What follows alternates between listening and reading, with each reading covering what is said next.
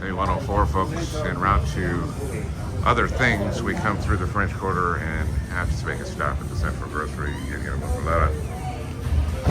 Oh, I'm already hungry. Here goes. There's a light on the horizon emanating from the bayou. It was totally mesmerizing. Now I got here and I can come home to you. Day 104, everybody. We took the roadway venture down here to the Venice, Louisiana Marina. We made it this far, though. This is kind of the end of the road, and this is about as far as you can get by road that attaches to the Mississippi. These boats can all go out there, or they can go out to the Gulf, or they can go to the Gulf by way of the Mississippi. There's a couple options from here. But Big O Marina used to get a lot more use pre-Katrina, I believe, but still an active place, doing fishing expeditions and whatnot. And it has the Craw Gator Bar and Grill. We're gonna stop in and get a little libation while we're down here. Day 104, all the way, y'all. Day 104.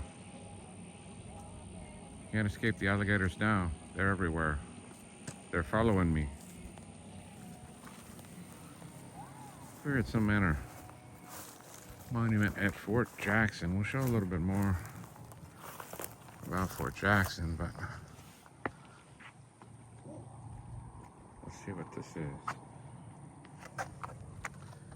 Cavalier de la Salle, 1640 to 1687. Okay, I guess I don't really understand this monument in the way that I thought I might have. But there's a big cross on a spire, and it looks like there was a plaque that's been removed.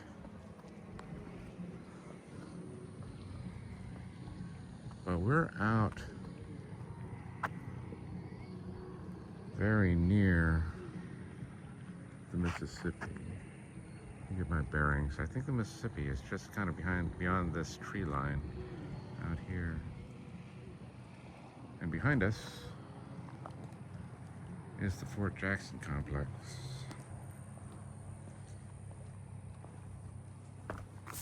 That we'll explore a little more completely. But it's surrounded by water, and it's a walled fort. I don't know if that's an intentional moat. Apparently it's got a pump that drains it from time to time. But we're gonna go take a look at all this.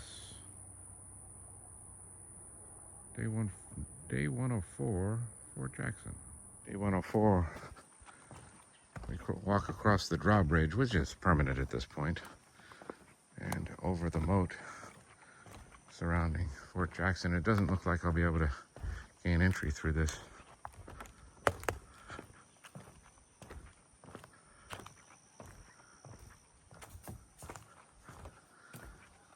This route is padlocked closed at this time. I have been inside this fort in the past, and there might still be access, or it might just be closed seasonally, or I'm not sure what, but we'll try another route to get inside and poke around a little bit. But this is certainly an historic old fort. I don't want to butcher the time period for which it was in use.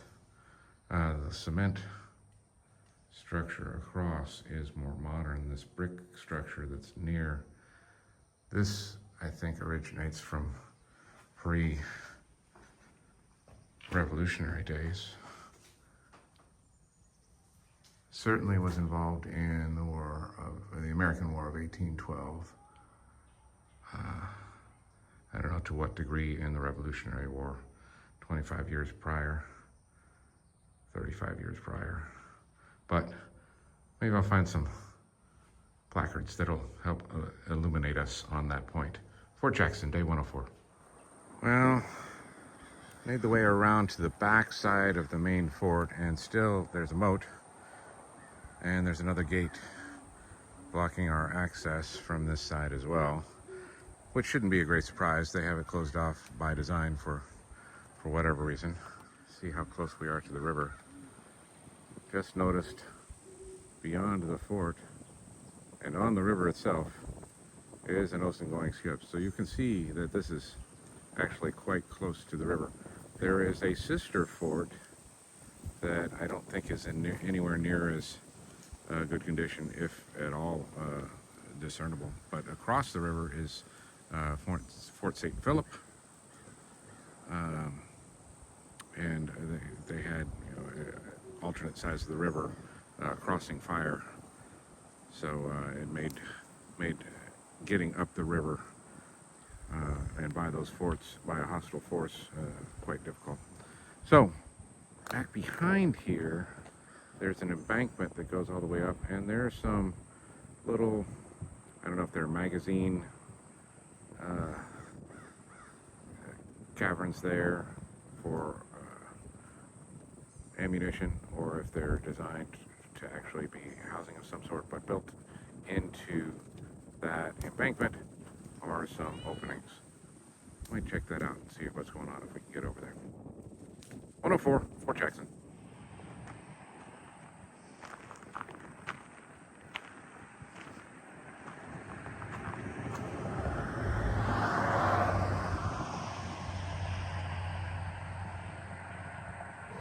Day 104, this is going to be a wrap-up. Y'all know about the French Quarter, at least you've heard about it. You might not have ever been there. But this is Frenchman Street. This was the next cool thing for a long time, and it's actually beginning to be passé now, but it's still good live music. There's the Spotted Cat. And it's crowded. This is a Monday night. I mean, I wouldn't say crowded, but there's a little artist's alley there. Live music going here and there. The Apple Barrel. This place has got kind of a vibe. Doing some jazz up in here. I think this might be where I want to go. Yeah, that I like.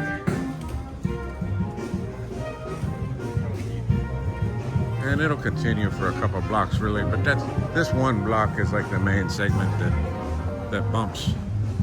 So probably won't go too much further, but it does continue. Frenchman Street, everybody. Not really in the quarter. It's not far from the quarter though. It's the other side of Esplanade essentially. Esplanade is one of the borders of the quarter. You got the Mississippi River, you got Canal Street. Oh geez, what's on the opposite side? I don't know, I don't remember. But yeah, so that's 3 out of 4 borders of the quarter.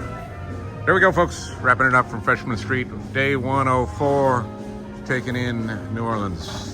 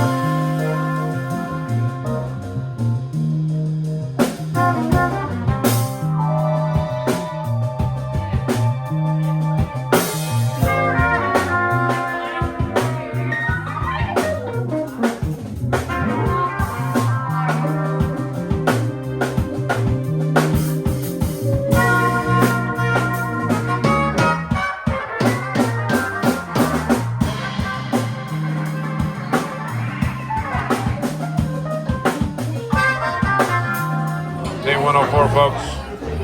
If you couldn't tell from the jazz band, you just got a clip of there.